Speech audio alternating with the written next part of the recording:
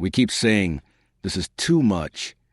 And yet, every single day, something even bigger happens. Just hours ago, the United States military attacked a Russian ship. This is not a joke. I am not exaggerating. This is a historic turning point.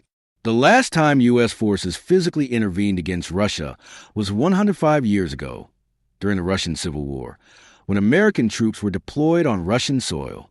Since then, including the entire Cold War, there has never been a direct physical intervention. Yes, espionage happened. Yes, intelligence operations existed.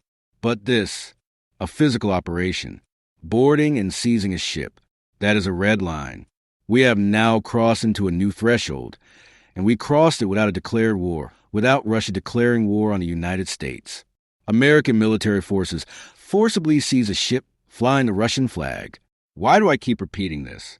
Because even during the Cold War, when the two states were mortal enemies, neither side dared to board or seize the other's vessels. You may know the Cuban Missile Crisis, one of the most dangerous moments in human history. Even then, no ships were seized.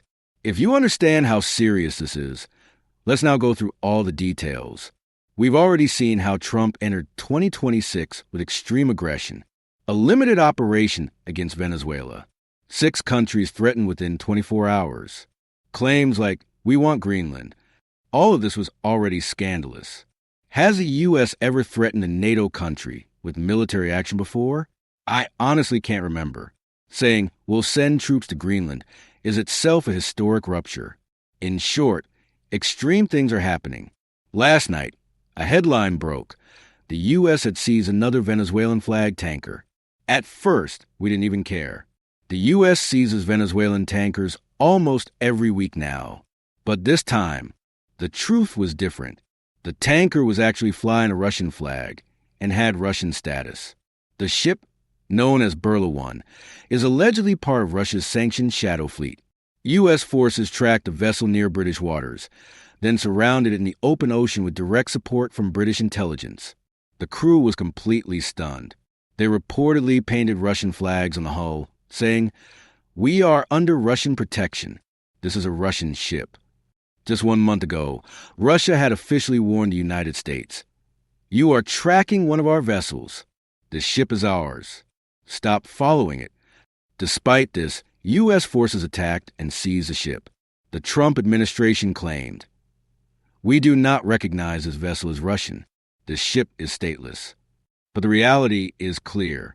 Regardless of the excuse, the ship was Russian. U.S. European Command confirmed it in an official statement, saying they seized a Russia-flagged tanker linked to Venezuela. 1 hour later, they seized another tanker. The origin was not disclosed, but the excuse was the same: illegal activity.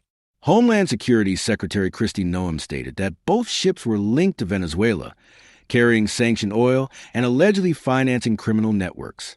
Again, the Russian status was denied. Moscow responded immediately. Russia's Ministry of Transport stated clearly, "The ship belongs to us." They condemned the operation and cited the UN Convention on the Law of the Sea, which states that no country has a right to use force against a legally registered vessel of another state. However, important note, the United States never signed this convention. Russian lawmakers reacted one after another. Right now, every Russian media outlet is running the same headline. Deputy Andrei Klishas called the operation open piracy on the high seas. The UK Ministry of Defense confirmed they provided both military and intelligence support to the United States during the seizure. According to London, the tanker was part of a sanctions evasion network financing terrorism from the Middle East to Ukraine. They added, "The U.S. is our closest security and defense partner. Russia is being openly cornered." Even Trump's domestic opponents supported the move. Democratic Senator Jeanne Shaheen said, "Russia is playing games with its shadow fleet. We support the seizure." Russia's foreign ministry demanded that Russian citizens on board be treated with dignity and immediately return home. According to Russian state agencies, Moscow is closely monitoring the situation. There are even claims that the Russian Navy attempted to intervene, but failed. Meanwhile, the White House press secretary made a shocking statement. "We are not afraid to keep seizing sanctioned ships." She added, This will not create tensions with Russia because Trump and Putin get along well. Do they really? That's what we'll discuss. At the same time, Trump announced he will propose a $1.5 trillion defense budget for 2027. Let that sink in. A 50% increase in military spending in a single year.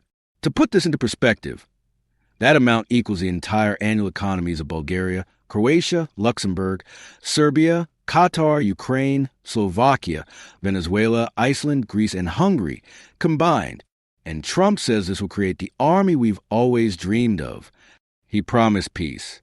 But in just 1 week, he has pushed the world to the edge. This extreme militarization is a message to the world. Look at the trade maps from 2000. The U.S. dominated almost everything. Now look at 2024. Africa, gone. Most of Asia, gone. Europe, slipping. Latin America, next. The U.S. is weakening. China is rising.